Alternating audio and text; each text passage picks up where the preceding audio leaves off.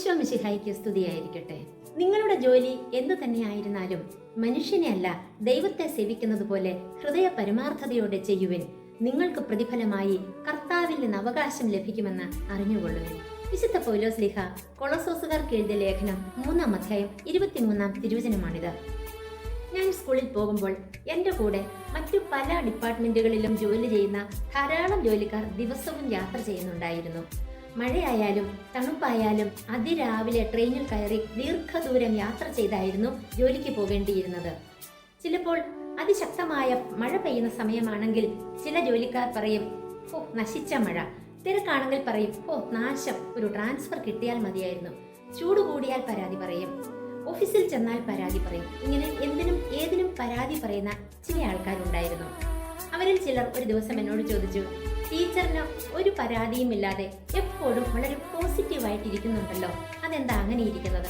അപ്പോൾ ഞാൻ അവരോട് പറയുമായിരുന്നു, അനേകായിരം പേരുടെ ഇടയിൽ നിന്നും ദൈവം നമ്മളെ തെരഞ്ഞെടുത്ത് വിളിച്ച് ഇത്രയും ക്വാളിഫിക്കേഷനും ഇത്രയും ശമ്പളവും യാത്രാ സൗകര്യങ്ങളും നല്ല ജീവിത നിലവാരവും തന്ന് ഇതുപോലെ ഒരു സ്ഥാനത്ത് നമ്മളെ ആക്കിയിട്ടുണ്ടെങ്കിൽ അത് നമുക്ക് തന്ന തമ്പുരാനു വേണ്ടി മറ്റുള്ളവരുടെ ശുശ്രൂഷകരാകാൻ വേണ്ടിയിട്ടാണ്.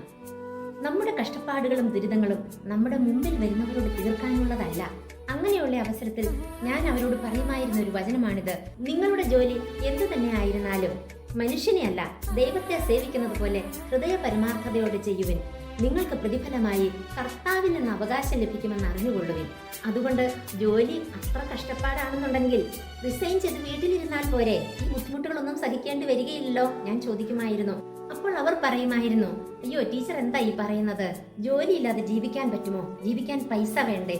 എന്തായാലും ഞാൻ പറയുന്ന ഓരോ വാക്കുകളും അവരുടെ ജീവിതത്തിൽ പോസിറ്റീവ് എനർജി നിറയ്ക്കുന്നതിന് കാരണമായി. നമ്മുടെ ചുറ്റുപാടുമുള്ളവരെ ഒന്ന് നോക്കിയാൽ നമുക്ക് മനസ്സിലാകും, ജോലി ഇല്ലാതെ വിഷമിക്കുന്ന എത്രയോ പേരുണ്ട്. വളരെയേറെ പഠിച്ചിട്ടും വളരെ ചെറിയ ശമ്പളത്തിൽ ജോലി ചെയ്യുന്നവരുണ്ട്.